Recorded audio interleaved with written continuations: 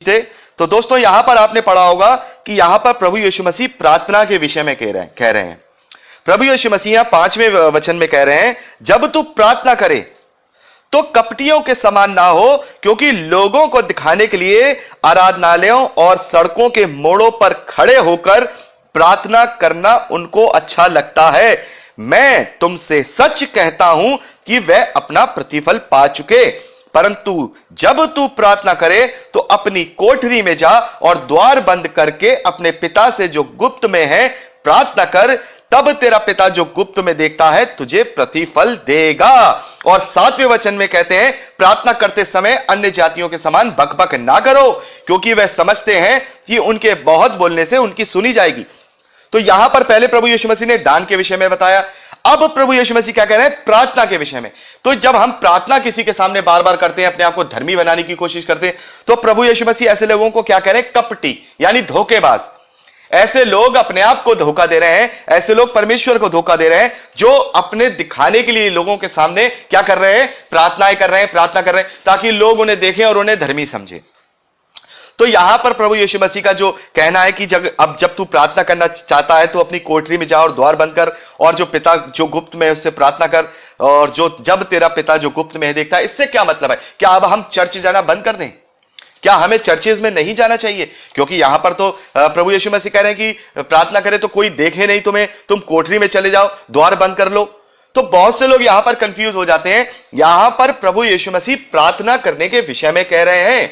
प्रभु यीशु मसीह यहां परमेश्वर से आपके रिश्ते को जोड़ने वाली बात को कह रहे हैं। जब आप अपनी बातों को परमेश्वर से करते हैं, उसको कह रहे हैं, आपकी आराधना और स्तुति को कह रहे हैं। लेकिन चर्चेज में जो कलीसियाएं बनी गई हैं, जो कलीसिया बनी गई हैं, जिसमें हम सप्ताह के पहले दिन इकट्ठा होते हैं, यानी रविवार को, जैसे कि प्रेरितों के कार्य में भी हम पढ़ते हैं कि जो सारे चेले हुआ करते थे वो सप्ताह के पहले दिन यानी रविवार को इकट्ठा होते थे रोटी तोड़ने के लिए।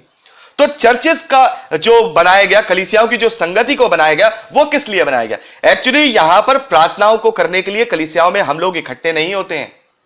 हम लोग आराधना स्तुति करने के लिए इकट्ठे नहीं होते हैं, बल्कि हम संगति करने के लिए इकट्ठे होते हैं, यानी एक दूसरे का दुख दर्द बांटने के लिए इकट्ठे होते हैं। प्रभु यीशु मसीह की मृत्यु, उसके गाड़े जाने और उसके जी उठने को याद करने के लिए वहां इकट्ठा होते हैं, यानी प्रभु भोज के लिए हम इकट्ठा होते हैं। और प्रभु यीशु मसीह ने क्या कहा है प्रभु भोज के विषय में? हम अभी मत्ती के ही सुसमाचार में भी पढ़ेंगे, और फिर जब हम पहला कुरिन्थियन पढ़ेंगे तो वहां उसको विस्तार से पढ़ेंगे।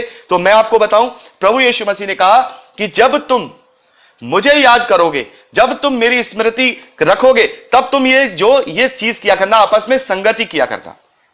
तो चर्चेज में जाने का मतलब यह होता है कि बस चले गए और खाली वहां आराधना करी, वचन सुना, स्तुति करी, अच्छे अच्छे कपड़े पहने, लोगों को दिखाया और 1 घंटे वहां पर बिता करके चले आए।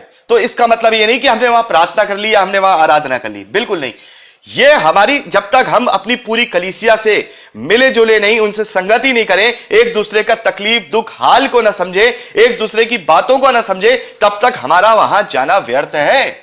क्योंकि हम फिर वहां प्रार्थना आराधना करने नहीं जा रहे हैं, बल्कि लोगों को अपनी धार्मिकता दर्शाने जा रहे हैं कि देखिए मैं कितना धर्मी हूं कि मैं हर हफ्ते परमेश्वर पर एहसान करने के लिए चर्च चला जाता हूं। यह आप लोगों को दिखाने के लिए कर रहे हैं। आप अगर चर्च जाना चाहते हैं और अगर आप हर हफ्ते चर्च जाते हैं, तो वहां पर आपको संगति करनी होगी। वहां प्रभु यीशु मसीह की जो मृत्यु है, प्रभु यीशु मसीह का जो गाड़ा जाना है, प्रभु यीशु मसीह का जो जी उठना है, उसकी स्मृति आपको सबके साथ मिलकर के करनी है, और उसे प्रभु भोज कहते हैं। परमेश्वर के वचन को एक दूसरे को बता करके सिखाना है। यदि उसमें से कोई ऐसा व्यक्ति है जो एल्डर है, जो प्राचीन है, वो पुलपिट पे खड़े होकर परमेश्वर के वचन को सुनाए और समझाए और बाकी लोग सुने और उससे एक नई शिक्षा अपने जीवन के लिए लेकर के वहां से आए। लेकिन जो आपकी प्रार्थनाएं और आराधना है, वो आपकी कोठरी में ही होनी चाहिए।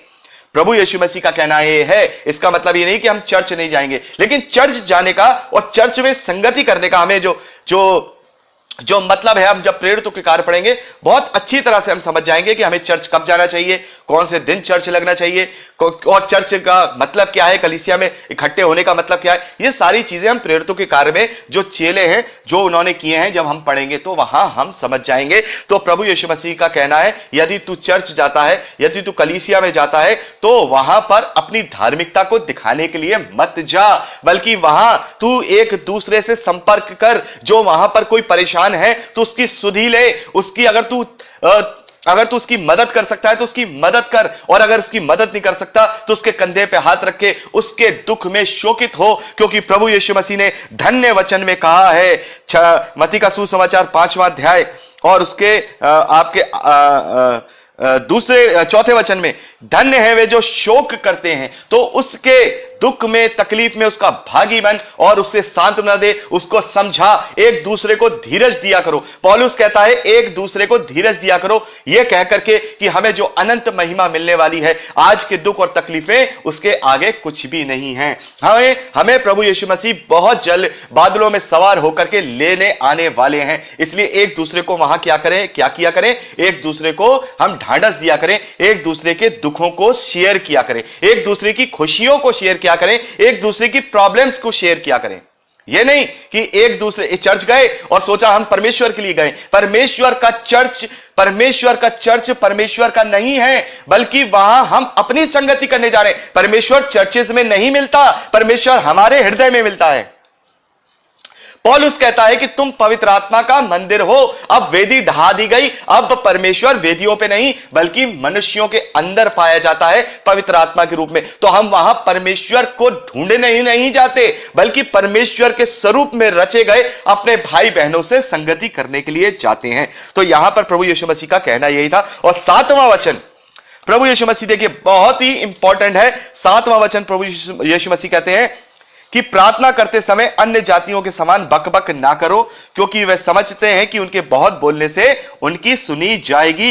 इसलिए तुम उनके समान यानी उन अन्य लोगों की तरह समान मत बनो, क्योंकि तुम्हारा पिता तुम्हारे मांगने से पहले ही जानता है कि तुम्हारी क्या आवश्यकताएं हैं। तो रिपीटिशन क्या होता है, देखा होगा आपने, अन्य जातियों में माला लेते हैं, रिपीट करते हैं अपने भगवानों के नाम 1000 बार, 5000 बार। वो सोचते रिपीट कर रहे हैं, परमेश्वर हमें दे, परमेश्वर हमें दे, परमेश्वर हमें दे। आपको एक छोटा सा एग्जांपल दे रहा हूं। अगर आपका प्यारा बेटा अगर आपसे जिद करता है कि पापा मुझे फला जो है एक खिलौना चाहिए या ये वस्तु चाहिए, तो आप उससे क्या कहते हो, ओके बेटा समय आने पर हम आपको दिला देंगे, अभी हमारी सैलरी नहीं मिली है या हमारा ये नहीं हुआ है, हम आपको या संडे को दिला देंगे या जिस दिन मेरी छुट्टी होगी उस दिन दिला देंगे। तो आपका बेटा आपसे क्या कहेगा, ओके पापा ठीक है आप दिला दीजिएगा। लेकिन अब क्या होगा, अब वो आपने कह दिया आपने एक बार अपने बेटे से कि ठीक है बेटा दिला देंगे। अब आपका बेटा क्या कहेगा, पापा प्लीज मुझे दिला दीजिए। आप दूसरी बार कहोगे हाँ पापा बेटा दिला दूंगा। तीसरी बार कहे पापा दिला दीजिए, आप क्या कहेंगे, हाँ बेटा कह तो दिया आपसे दिला देंगे। फिर आपसे चौथी बार बेटा कहे, फिर आप गुस्सा हो जाओगे, अरे तुम क्या पागल हो गया, बार बार हमसे कह रहे हो, जब तुमसे एक बार कह दिया कि तुम्हें दिला देंगे तो फिर तुम क्यों बार बार उस चीज के लिए कह रहे हो। और वो बेटा पूरे दिन कहता रहे पापा दिला दीजिए, पापा दिला दीजिए, पापा दिला दीजिए, पापा। आप डंडा उठाएंगे और एक सटाक लगा करके देंगे कि बिल्कुल पागल हो गए हो, जब तुमसे कह दिया, मैंने सुन लिया, मैं तुम्हारा पिता हूं, मैं जानता हूं कि तुम्हें किस चीज की आवश्यकता है, मैं तुम्हारे लिए करूंगा। तो यहीं पर प्रभु, यहां पर परमेश्वर झल्लाते हैं जब हम बार बार उससे कहते हैं, बार बार किसी चीज को लगातार कहते चले आ रहे हैं, प्रभु हमें दे, प्रभु ये चीज कर, प्रभु वो चीज कर। अरे हमारे जीवन के अंदर क्या प्रॉब्लम्स हैं वो परमेश्वर भली बात जानते हैं, तो फिर हम बार बार रिपीट क्यों करें। और बहुत से जो चर्चेज हैं, जो हमारे ही मसीह समाज में चर्चेज हैं, वो भी कुछ माला टाइप का रखते हैं और उसको जपते हैं, ये नाम वो नाम, मसीह का नाम, पता नहीं क्या क्या, मैं जानता तो हूं लेकिन बोलूंगा नहीं, वो नाम जपते हैं। नाम जपने से प्रभु यीशु मसीह कहते हैं कि तुम में से जो कोई हे प्रभु कहेगा, तुम में से हर एक परमेश्वर के राज्य में प्रवेश नहीं करेगा। तो हे प्रभु नहीं करना है, परमेश्वर से जो आपकी बात है उसे आपको एक बार परमेश्वर के जो है आपको रखना है। और यदि वो चीज 1 हफ्ते 10 दिन में आपके लिए नहीं होती है तो फिर परमेश्वर को वो रिमाइंड कराना है, और बड़ी नम्रता के साथ और इसके साथ कि परमेश्वर मैं जानता हूं कि तूने मेरी प्रार्थना को सुन लिया है और तू भूला नहीं है, और तू मेरे लिए सही समय आने पर जो बेहतर चीज है वो मेरे लिए मुहैया कराएगा। मैं जानता हूं क्योंकि तू मेरा सच्चा और अच्छा पिता है। इसलिए अन्य जातियों के समान मत बनिए, रिपीटिशन मत करिए। यीशु यीशु यीशु यीशु यीशु यीशु यीशु यीशु करने से यीशु नहीं मिलेगा। यीशु को ग्रहण करने से यीशु आपको मिलेगा। यीशु के स्वभाव को ग्रहण करने से यीशु आपको मिलेगा। यीशु यीशु यीशु करने से या परमेश्वर परमेश्वर परमेश्वर करने से परमेश्वर आपको नहीं मिलेगा। तो यहां परमेश्वर हमसे यही कहना चाहते हैं। अब 9वें वचन से लेकर 15वें वचन तक परमेश्वर प्रभु यीशु मसीह क्या कर रहे हैं? प्रभु यीशु मसीह हमें प्रार्थना करने का एक तरीका बता रहे हैं, जो हम सालों से, बचपन से, जो लोग मसीह में बचपन से हैं, वो है हमारे पिता की जो प्रार्थना है उसे करते आ रहे हैं। और इसी प्रकार से हमें प्रभु यीशु मसीह ने प्रार्थना करना सिखाया। और इसी प्रार्थना के अंदर सारी चीजें सम्मिलित हैं। अगर हम एक बार प्रतिदिन सुबह उठते ही अगर इस प्रार्थना को सच्चे हृदय के साथ परमेश्वर के लिए करते हैं, तो इस प्रार्थना के अंदर वो सारी चीजें हमारे लिए होती हैं जो हमें इस धरती पे जीने के लिए आवश्यकता है। और कुछ जब हम इसको पढ़ेंगे अभी अगली क्लिपिंग में, तो वहां हम देखेंगे कि कुछ बातें, कुछ फॉर्मेट प्रभु यीशु मसीह हमें समझा रहे हैं कि जब भी हम प्रार्थना किया करें तो इसी फॉर्मेट के द्वारा किया करें। तो अगली क्लिपिंग में हम इस विषय में बात करेंगे।